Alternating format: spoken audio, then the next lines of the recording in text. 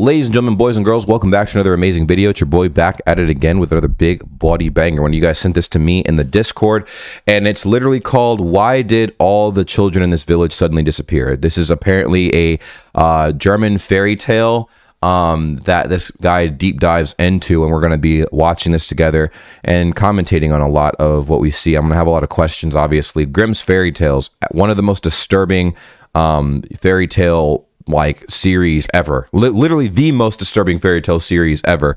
I grew up reading a lot of that, and as a kid I didn't realize how fucked up it was until I got older, and I'm like, oh my gosh, like this is pretty bad stuff here. So go ahead and subscribe if you guys are new to the channel. The goal here is 300 likes. I always say 300 likes for each video because why not? I think that's absolutely huge. We know we can hit it, and let's go ahead and check this out together and see exactly what the freak is going on. Why did all the children in this village suddenly disappear? Let's go. Los geht's. Video is kindly sponsored by Babble. We were just talking about Babble. Babble's actually very, very helpful. I've used it. I mean, if you guys have stuck around my channel long enough, you know that. Boom. It's #1 best-selling language learning app. Hey, 42 here. You're probably familiar with the story of the Pied Piper of Hamelin. Yep. It's one of those timeless tales that's been told and retold for The Pied Piper, dude. I remember reading that. That was like a very interesting tale. But reading it as an adult, wow. And also, like I said in the beginning, just because I said that like the stories are like very disturbing and blah, blah, blah, doesn't mean I didn't like them. I loved them. I loved them more as an adult and after realizing what was going on than I did as a kid. I'm like, wow, I can't believe as a kid, like I didn't know that this was happening, you know, like because it makes for more drama. It's like very dark, right? And I think that's quite literally why it was called Grimm's Fairy Tales. It's a very grim series of stories. Legendary German author Goethe wrote a famous poem about it, as did English poet Robert Browning. And perhaps the best-known version of the story was written by the most renowned purveyors of fairy tales in history. The Brothers Grimm. The Brothers Grimm, man. Absolutely lit. Brothers Grimm. You may not know it, but Hamelin is actually a real place. Wait a minute. Hamelin is a real place? Hey, add that to the list of places we gotta check out. Also, I like how this scene lines up perfectly with the German flag we have behind me. What? Perfect. Absolutely perfect. Small town in Lower Saxony, Germany. He's like, you're the most German American I've ever seen. Hey, man. Appreciate it, I guess. As you can probably imagine, the town likes to... Lower Saxony. Isn't Lower Saxony up north in Germany? I'm confused where Lower Saxony is geographically. So Lower Saxony is in northern Germany, because this right here is northern Germany. Right? Right? Northern or Lower Saxony is northern Germany. I'm pretty sure. Northern and middle Germany. There's like 3 Saxonies. There's Saxony, Saxony-Anhalt, and Lower Saxony, right? Northwest. Oh, okay. Interesting. Play up its fairy tale link, and it attracts tens of thousands of tourists each year off the back of it. But this is where things get a little strange. Hamelin is an old town.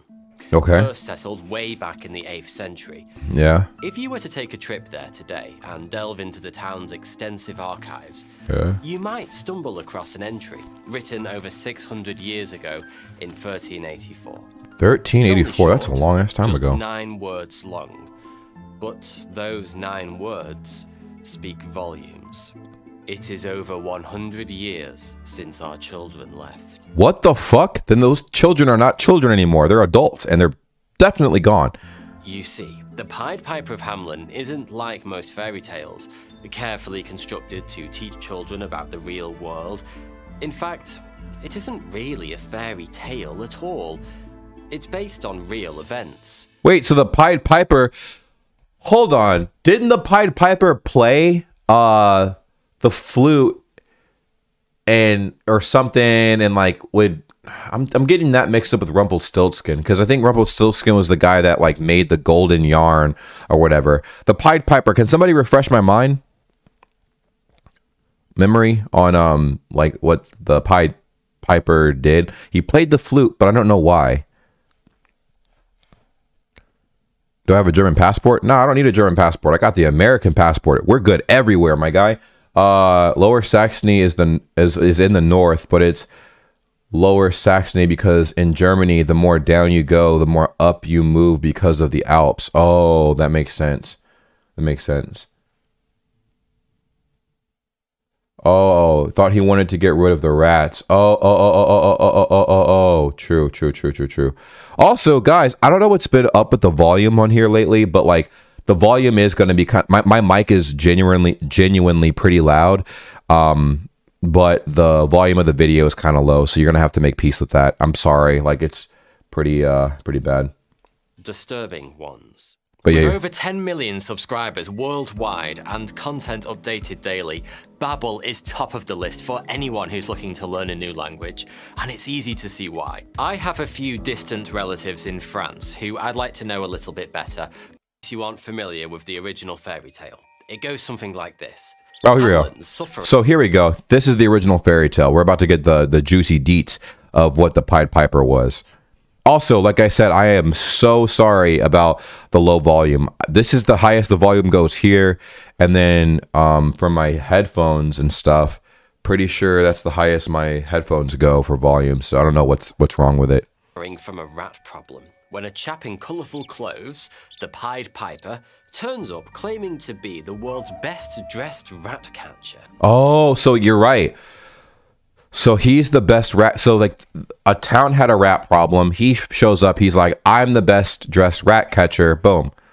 Keen to be rid of the town's whiskery scourge, the mayor of Hamlin agrees to pay a large sum of money to this stranger for his services. Okay, that makes a lot of sense. So rat problem. Guy's like, no problem. I'm a rat charmer. I can get the rats out of your hair. All I need is some coin. Boom. Unfortunately, the Pied Piper isn't much of a businessman, because instead of writing up a contract or asking for a down payment, he just gets to work. What the heck? That's weird. So he got rid of the rats, right? I'm pretty sure he wanted something in return. Wasn't it like the king's daughter or something? That work is fairly unorthodox too. He doesn't reach for the warfarin or set up some traps. No, the Pied Piper pulls out his flute and begins to play. Wow. No doubt that raises a few eyebrows amongst the people of Hamlin. Yeah, sure. Flex that flute. That is a pretty intense flex, man. To be able to like summon rats away from like, you know, all kinds of crevices of a town just off of a flute. And that seems like a reasonable skill too. Imagine like that's something that can actually be done. Like people can like play a flute and then rats like, you know, boom. Like it's like a rat charmer, you know? That's pretty intense. But to their amazement, thousands of rats suddenly begin to emerge from their hiding places. The Piper then leads them down to the river, where they promptly drown themselves. They drown themselves? But this is where the Pied Piper's lack of paperwork comes back to bite him on his colourful arse, because Hamlin's mayor refuses to pay up. Oh, see? Because the Pied Piper is like, I'm a businessman. I'm a genuine man, but I'm a man of like my word. I'm gonna show you that I'm gonna get rid of all these rats that are like, you know, taking over this town and stuff like that. And then I'm gonna go ahead and take my payment at the end of it. But they didn't discuss a payment beforehand, and there was nothing written down. So the shitty mayor is like, I'm not gonna pay you, and you have to deal with that. Exact his revenge, the Piper begins playing once more. Okay. Only this time, it's the children who follow him out of the town. Oh, wow. Exactly what happens next depends on which version of the story you read. Oh my God, that's messed up. But most involve the children reaching some kind. Moral of the story, always pay your contractors. Hell yeah! Hell yeah. Yo, listen, if you edit for me, by the way, if you edit for me, just know I make sure to take care of the people who do work for your boy. You know what I'm saying? Like that's just first and foremost. You got to take care of the peoples. Kind of sticky end, or it's just good luck. It's good karma. You take care of the people that take care of you, and you in turn get taken care of. It's like an endless cycle of paying it forward, right? It's obvious. disappearing. never to be seen again. The evidence that these events, or at least something like them, really did take place in Hamlin more than 700 years ago is compelling. Along with that eerie entry in the town's ledger I just mentioned, eyewitness accounts appear in several surviving texts from the 14th and 15th centuries. Jesus. The events were also depicted in a stained glass window that was installed in the town church somewhere around 1300, presumably as a grim reminder of the tragic event that had taken place a few years earlier. So there was definitely some weird, suspicious activity going down with this whole Pied Piper like scandal stuff. Like this is intense. This is intense. Jojo says you're a people's man, James. I'm for the people. I don't like messing people over. You know, like it's just It's an icky feeling, you know, because also now you're basically, the more people you screw over, right? Like you're digging your own grave. Like it's bad juju. It's honestly bad juju. Then there's the inscription that can be found carved into What's the up, Timu? facade of one of Hamlin's oldest buildings, fittingly known as the Pied Piper's house. Oh, wow. Carved about 500 years ago, it reads, AD 1284. On the 26th of June, the day of St. John and St. Paul, 130 children, born in Hamlin, were led out of the town by a piper wearing multicolored clothes. After passing the cavalry near the Koppenberg, they disappeared. Forever. That is really, really weird. That's really weird. So this Pied Piper played his flute, and he lured 130 children out of the town, and they miraculously disappeared. Like they were nowhere to be found. They were so far out of town, no one could track them. No one even questioned it. That's a large sum of kids. Like where all the parents like, oh, they're probably out on a play date with like their other 100+ friends. Like, what the heck? I'm pretty sure everybody was definitely suspicious after like a few hours of them all missing at the same time. That's really weird. Like, really weird. Like, man. Forever. There's enough here to convince most historians that some kind of tragedy befell the children of Hamlin. Of course. Years ago. But what exactly that tragedy was is the subject of some debate. And for obvious reasons. I mean, it's safe to say we can't take the story of the Pied Piper entirely at face value. Of For course. one thing, rats aren't known to be susceptible to flute-based mind control. Of course. Neither are children, for that matter. So it had to be something else. He probably promised something else. Like he probably hosted a major event where he got like 130 kids together, right? And then like lured them in a trap of some sort. Like it could have been a messed up trap. I don't know. I feel like some really messed up stuff happened where like if they're missing forever, think about it. Like what if he led them all into like a ditch or something? Like they all happen to walk on like this platform, and then he has something like, you know, rigged where he pulls a lever and then everybody falls. And then now they're not in this world anymore. You know, like something crazy. Like he had to have set something up. Most people who've studied the origins of the story believe it grew out of a real event that's slowly been embellished over the centuries through a kind of multi-generational game of Chinese whispers. Meaning, something terrible really did happen to the children of Hamlin in 1284. And the story of the Pied Piper that we know today has survived as a kind of folk memory of that tragedy. Wow. As for what That's messed really up. happened, well, there are several interesting theories. The first is that Hamlin's children were killed in a massive accident of some kind. Oh my A gosh. few different options have been suggested. A Some cliff? people believe the children were drowned in a nearby river after the collapse So none of them could swim? None of them could swim. of a bridge. Others suspect a landslide might have been to blame. If the accident theory is true, the Pied Piper himself probably never existed, and was instead added to the story later to represent the figure of death, leading the children out of this world and into the next. The accident... Interesting. That's really messed up. That's really messed up. It's kind of believable, but like none of those kids knew how to swim at all? Like, what the heck? That's really weird. Hypothesis is certainly plausible, but it does seem a little unlikely that if you could swim in 1200, they thought you were a witch. Oh my gosh, you're right. I forgot the Salem witch trials was a thing. Like, they thought you were a witch if you did anything out of the ordinary. They're like, you a witch. Okay, witch. Hey, that person over there scored exceptionally high on their test in school. You know why that is? Because they're a witch. Witch activity. If you're not one of us, you're a witch. Like, what the hell? Like, if you didn't conform to society back then, you were definitely a witch. God forbid you had a talent no one else had. Witch activity.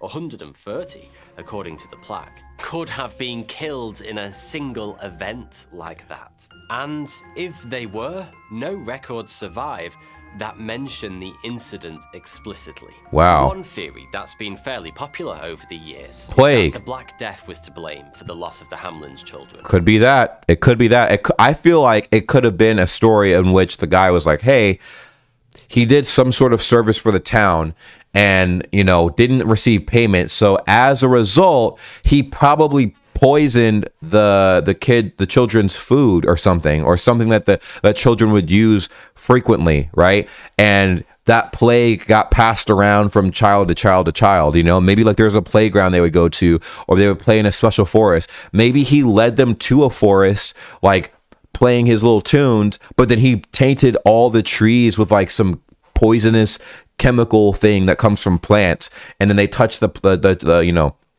the trees, then their hands and themselves, you know, in the mouth or whatever, and then they died from like a disease. Like, I feel like that could be a thing. It's pretty intense. Who were led away from the town in order to stop the terrible disease from spreading. You can see why people have favoured this one, since rats are central to both the story of the Pied Piper and the history of the Black Death. Although, if you haven't seen my video on why rats probably weren't to blame for the Black Death, I recommend you give it a try. Whilst it looks pretty good on paper, this theory is easy to rule out. First of all, rats didn't appear in the story of the Pied Piper of Hamelin at all until the mid-1500s. Oh, wow. They're just one of the many embellishments added to the tale over the centuries. Oh, wow. And second, the dates don't work. The loss of Hamlin's children in 1284 predates the arrival of the bubonic plague. Oh, I did not know that. So the Black Death, right, was the bubonic plague, and that was in 1346 to 1353. So if 130 kids went missing in 1284, which was almost like basically close to 100 years before this incident of the plague, this is interesting. There's a lot of things. I feel like it could have just been a trap. It could have been a textbook trap that this guy created to get back at the mayor. I feel like it was very intentional. Like, these kids disappearing like this, right, was very intentional.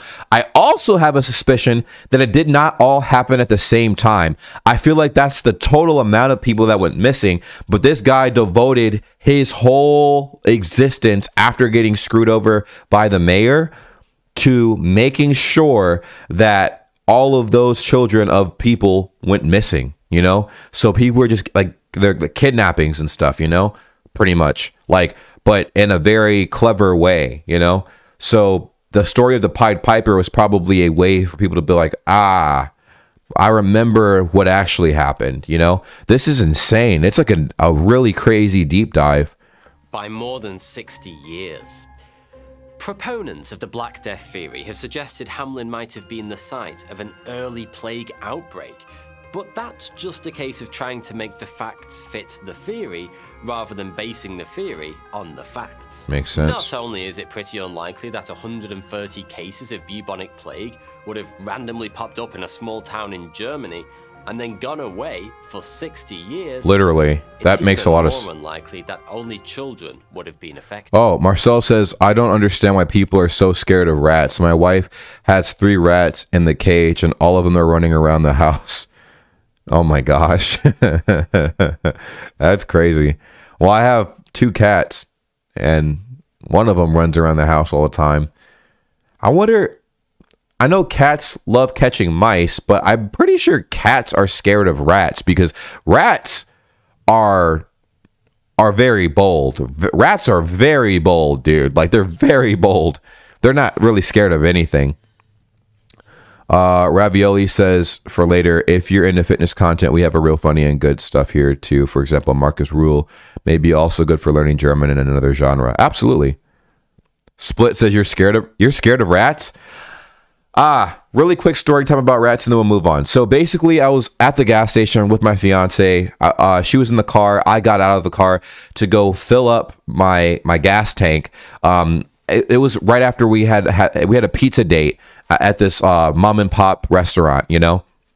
Anyways, I go to unhook the gas pump and put it in my car, and I see out of the corner of my eye kind of a dust ball floating in my direction. It was kind of windy this particular night. It was maybe like 9 o'clock at night. So what? That's like 2100. So it was like 2100, and this dust ball is blowing in my direction, but it wasn't blowing all over the place. It was blowing in my direction. So I look at it, and it's a rat, and the rat was trying to run up my leg, and I'm like, oh shit! I move, you know, like, what the fuck? And I jumped back, and then it kind of ran around instead of running towards me, it ran around me and then behind the garbage can that was next to the gas pump. And I'm like, oh, hell no. Hell no. I opened the car, got inside, and skirted off, dude. I was so scared that I forgot that I left my gas tank open. I didn't even screw it closed. I wasn't thinking clearly at all. Was not thinking clearly at all. And that, my friends, at this time I almost met God. So, crazy, crazy, crazy. Moral of the story, rats are bold as hell, bro. They don't care how big you are. None of that. Rats, I think, are actually more fearless than cats are. That's my unpopular opinion. You guys let me know if you agree in the comments down below.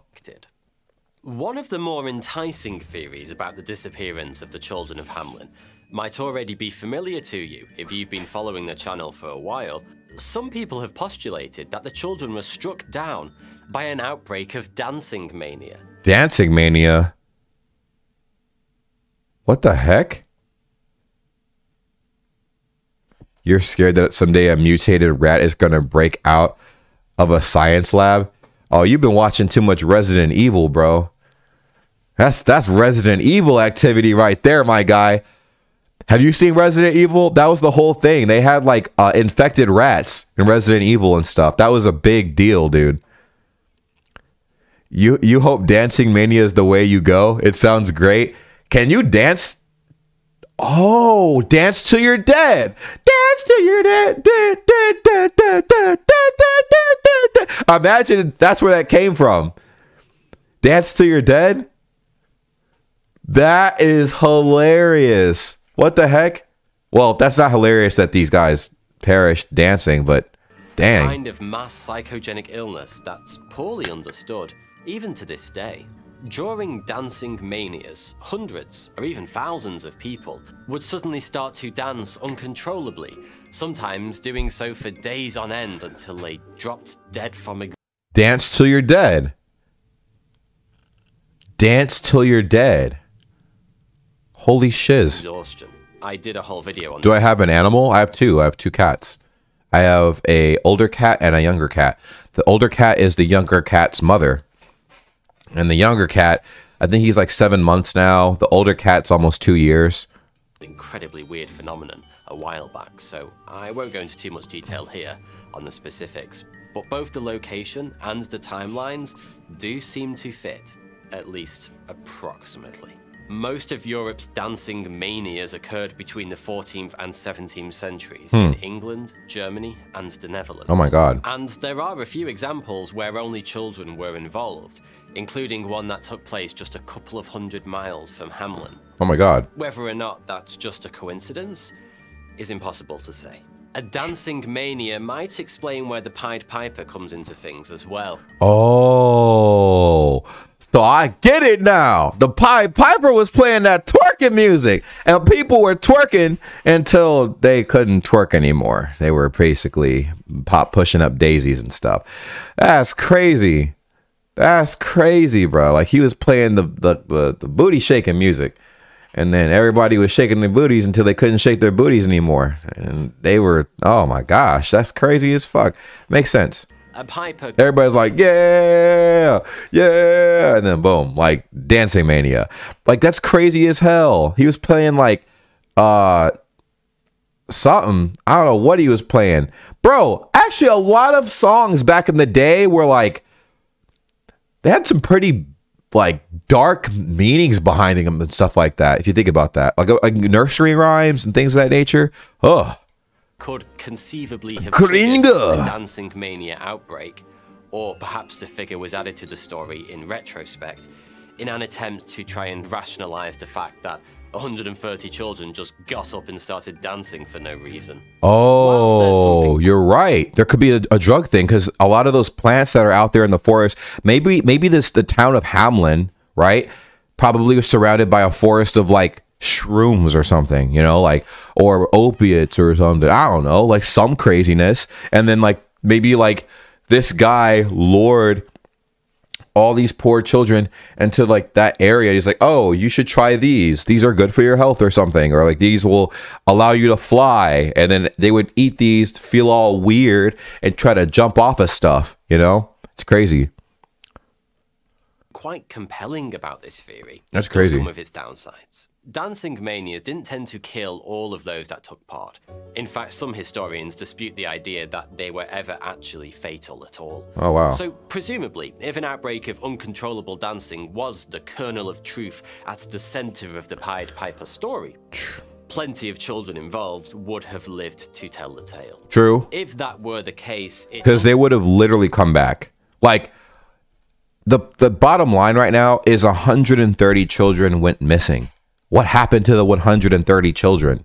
Like, Dancing Mania, if the people did decide to come back, they would have been able to come back. You know what I mean? Like, or maybe they couldn't because they were too like starved out or something. I don't know. Doesn't really fit with either the town ledger entry or the inscription on the Pied Piper's house, both of which imply the missing children were gone for good. English writer William Manchester had his own colourful theory about the origins of the story, suggesting that the Pied Piper was a psychopathic child molester who preyed on the children of Hamlin for his own sexual gratification.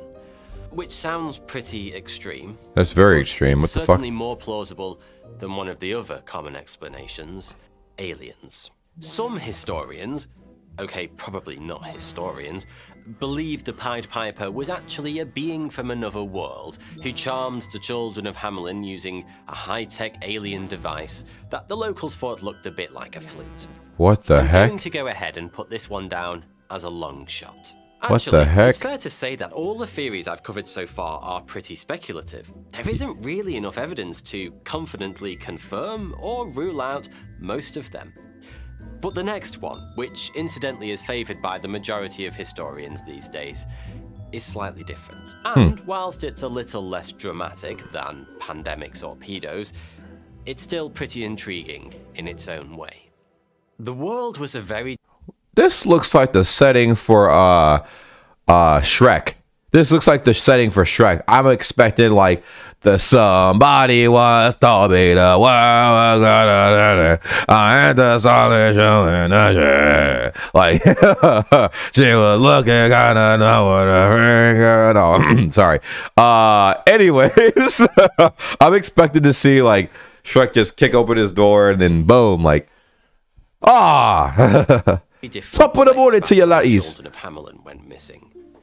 If you fly over Western Europe in an aeroplane today, the vast majority of what you can see is either some all right, Allie, take care, or farmland. The world as we humans have made it. But 700 years ago, the global population was just 5% of what it is today, and the spaces in between inhabited areas were much bigger. It was forests, not farms, that dominated the landscape. Oh. That meant anybody wishing to go and claim new territory first needed to clear it off of trees and undergrowth. No small task, considering the cutting-edge technology in... It was literally people. People were the cutting edge technology. That was a thing. People were the cutting edge technology. Nobody else but the actual people. That makes a lot of sense. Good gosh. Well, cutting edges consisted of hand axes and saws at the time. Oh, that's a lot of work, and that takes a lot of time. Good God. Clearing large swathes of dense forest with this limited arsenal was hard work, and it took a lot of dedicated manpower. According to Professor Jürgen Nudolf, a former linguistics professor at the University of Göttingen, that's the same university where the Brothers Grimm once taught, by the way. Oh. The children of Hamelin were simply hired en masse by landowners from the east to clear forests. Oh, and they, okay, that makes more sense. This is the most, like, believable story. So they were hired to clear forests, right? And they probably worked them to exhaustion, and they never came back. Like, they just had them do more stuff. They probably didn't even pay them. Build new towns, villages, and estates. You might be wondering why anyone would hire kids for this kind of hard labor. Free labor. And that's a fair question. It might just be that the word children is being used pretty liberally here. We all know older people who still consider us to be children. True that. There's people who literally think I'm still a child. But the people who think I'm still a child are like in their 90s or something. You know what I mean? Like, you're still a child, a young whippersnapper. I remember when I was your age. When I was the healthy age of 26. Like, oh, well, yeah. No matter how often we tell them that we're proper newspaper reading, tax paying grown-ups these days. Sheesh. Plus, most landowners tended to specifically target younger people since true. they were typically healthier and less bothered about upping sticks and moving somewhere. Of course, man. You got the body of a very sturdy, hardworking young person. Why wouldn't they go for people who were more able-bodied, that were able to build whole forests or whole villages and cities and, you know, great infrastructure for the low cost? You know, that makes a lot of sense. Or maybe the use of the word children was simply meant to refer to the citizens of Hamelin in general. Either way, this theory makes a lot of sense, particularly in a historical context. A large swathe of land south of the Baltic Sea in what is now Poland became available for German colonization in the 13th century, after the Danish, who had recently invaded, were defeated in the Battle of Bornhoved in 1227. Bornhoved? Oh my God. As a result, there was plenty of Eastwood immigration going on at the time, as wealthy landowners looked to claim the new territory.